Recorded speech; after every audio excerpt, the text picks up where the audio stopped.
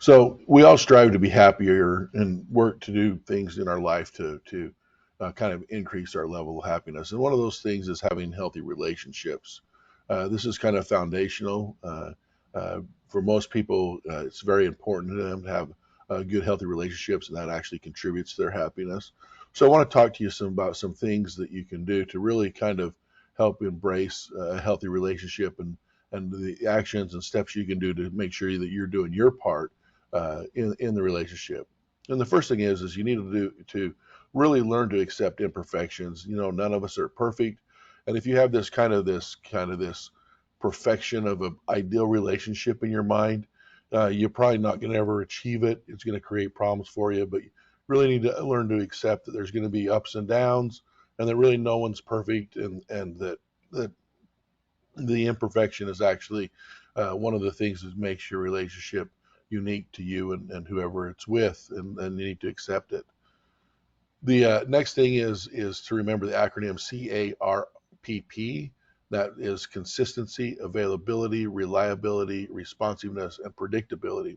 And these are really kind of the foundational elements of a secure relationship.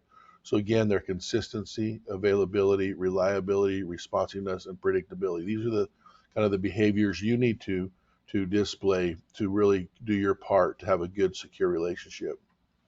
The next thing is you really just have to show up. You know, if you want to become closer to someone, you need to show up. And some of us do struggle in social situations, but we really need to make sure we're showing up to important events in our loved one's life. Then that doesn't just mean uh, the good things where there's a celebration or something, like that, but also we need to show up if there's bad things going on in their life too. You really need to, show up and be someone that's supporting them. So the next thing is we can all work on is to become better listeners.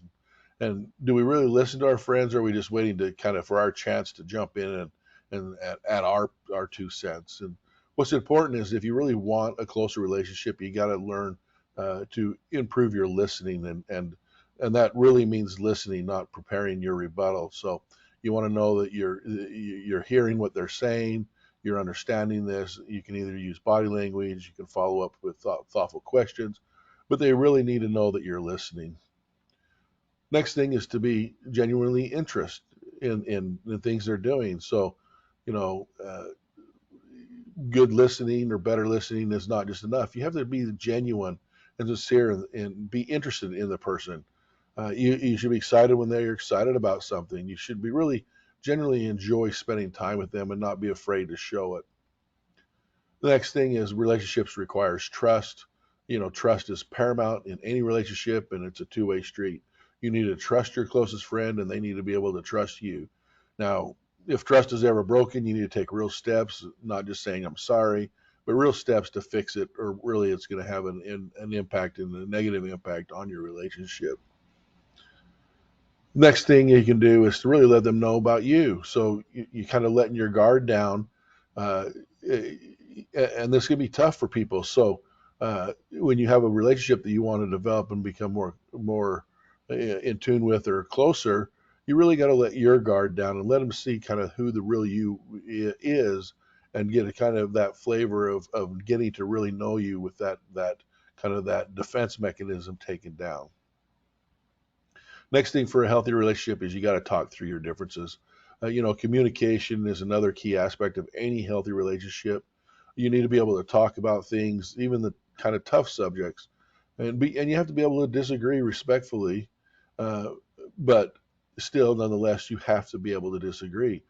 And then also, giving each other feedback is also important. So you really have to, improve your communication, work on communication, and that's going to help kind of flourish your relationship.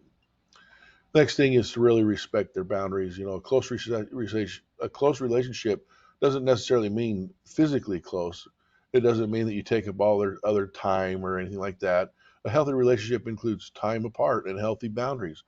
You can't be a true friend if you don't respect other people's boundaries. So, talk about this, identify what the boundaries are, and then be respectful of those boundaries. So, what are some steps you can take today to help improve your relationship? Well, number one, you can reflect on your relationships and do you feel fulfilled? Which relationships are the most important to you? Next thing is which relationships do you want to develop? You know, try to pinpoint a person or two that you'd really like a closer connection with. And then, all that's left to do is act. Just choose one of the things we've talked about here, one of these tips, and just put it into action. So hopefully you'll find this of value. Having healthy relationships is something that's really going to contribute to your happiness. So don't be afraid to try these things. And remember, you've got this. And if there's anything you can need from us, just let us know. Thank you.